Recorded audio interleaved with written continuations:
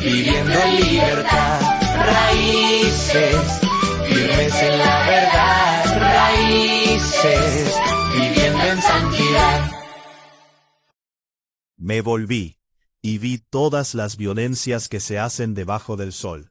Y he aquí las lágrimas de los oprimidos, sin tener quien los consuele. Y la fuerza estaba en la mano de sus opresores, y para ellos no había consolador. Y alabé yo a los finados, los que ya murieron, más que a los vivientes, los que viven todavía. Y tuve por más feliz que unos y otros al que no ha sido aún, que no ha visto las malas obras que debajo del sol se hacen. He visto asimismo que todo trabajo y toda excelencia de obras despierta la envidia del hombre contra su prójimo. También esto es vanidad y aflicción de espíritu. El necio cruza sus manos y come su misma carne. Más vale un puño lleno con descanso que ambos puños llenos con trabajo y aflicción de espíritu. Yo me volví otra vez, y vi vanidad debajo del sol. Está un hombre solo y sin sucesor, que no tiene hijo ni hermano, pero nunca cesa de trabajar, ni sus ojos se sacian de sus riquezas, ni se pregunta, ¿para quién trabajo yo y defraudo mi alma del bien? También esto es vanidad y duro trabajo. Mejores son dos que uno, porque tienen mejor paga de su trabajo. Porque si cayeren, el uno levantará a su compañero. Pero ay del solo, que cuando cayere, no habrá segundo que lo levante. También si dos durmieren juntos, se calentarán mutuamente, mas ¿cómo se calentará uno solo? Y si alguno prevaleciere contra uno, dos le resistirán. Y cordón de 3 dobleces no se rompe pronto. Mejor es el muchacho pobre y sabio, que el rey viejo y necio, que no admite consejos. Porque de la cárcel salió para reinar, aunque en su reino nació pobre. Vi a todos los que viven debajo del sol, caminando con el muchacho sucesor, que estará en lugar de aquel. No tenía fin la muchedumbre del pueblo que le seguía. Sin embargo, los que vengan después, tampoco estarán contentos de él. Y esto es también vanidad y aflicción de espíritu. Dios les bendiga, mis hermanos. Bienvenidos a nuestro tiempo devocional Raíces. Hoy estudiando el capítulo 4 de Eclesiastés.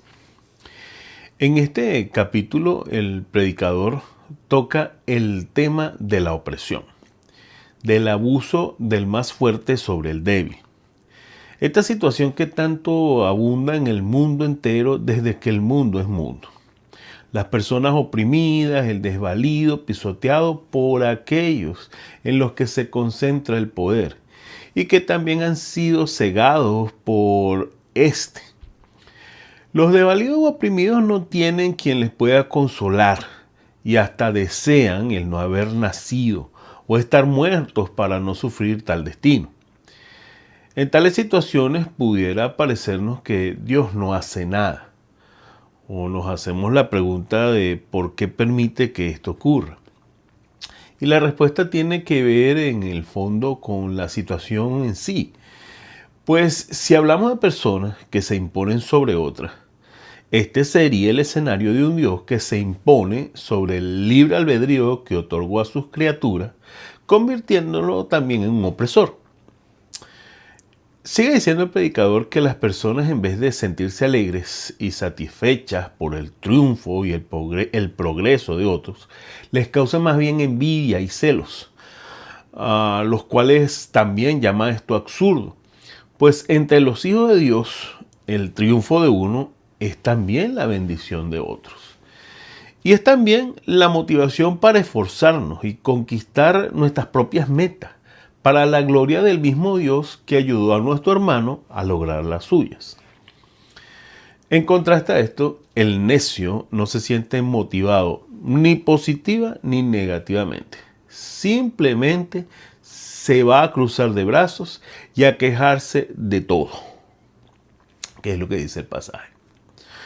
A continuación, también vamos a ver se aborda el tema de la vida en comunión y de la forma que debemos actuar, que debemos tener los hijos de Dios. Y lo destaca por lo menos en 3 ocasiones que que describen lo que debe ser nuestro mejor actuar. Empezando con el verso del 6 al 9, donde dice: más vale un puño lleno con descanso que ambos puños llenos con trabajo y aflicción de espíritu. Israel aprendió con el tiempo y a los golpes que con lo que Dios da es suficiente. Si nos fijamos en Éxodo 16:8 dice: dijo también Moisés, Jehová os dará en la tarde carne para comer y en la mañana pan hasta saciarlos. Y en el Nuevo Testamento vamos a encontrar en 2 Corintios 12:9: y me ha dicho, bástate mi gracia.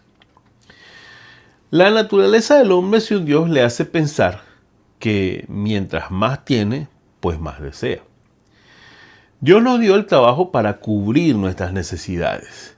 Y cuando hay mucha ganancia, cuando tenemos bastante ganancia, nos enseña a compartir con el que no tiene nada. No debemos llegar al colmo de perseguir las riquezas del mundo y dejar de disfrutar las multiformes bendiciones del Señor. Otra cosa que representa un mejor actuar la vamos a encontrar entre los versículos del 9 al 12, donde se nos habla del trabajo en equipo. Nos dice allí que mejores son 2 que 1, y se hace aquella reflexión: ay del solo. Donde el solo fracasa, el acompañado siempre triunfa.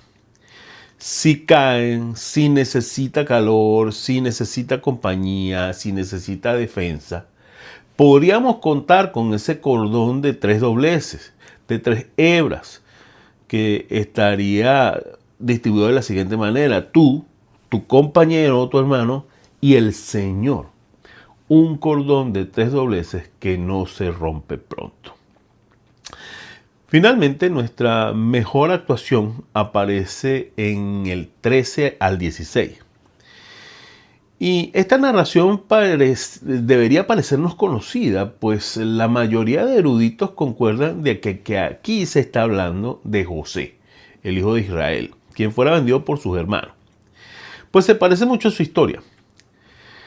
Y lo interesante de esto es que al final de sus días vemos cómo la gente al final no estaba cómoda con lo que ya por mucho tiempo les había salvado la vida, con las decisiones que por mucho tiempo les había salvado la vida. Por mucho tiempo ellos habían vivido con la misma receta, y aun cuando les funcione, la sociedad es cambiante sin razón alguna y con rapidez desmedida. Un hombre de la historia comentó: hay más adoradores del sol naciente que del sol poniente. Pero el entusiasmo popular, así como se enciende, se apaga. O sencillamente pasa la generación de la hazaña del héroe, en este caso José, y este es olvidado. La gloria de un momento se torna en otro momento en vanidad y conflicto de espíritu. Pero los siervos del Señor entienden que la única novedad en la que debemos andar es novedad de vida, que es lo que dice Romanos 6:4. Y que nuestros principios, aun cuando son bastante antiguos, en la actualidad son víctimas de ataques precisamente porque son una amenaza para el mundo que cambia solo por vanidad. Sigamos enraizándonos en la palabra del Señor, mis hermanos. Dios les bendiga grandemente.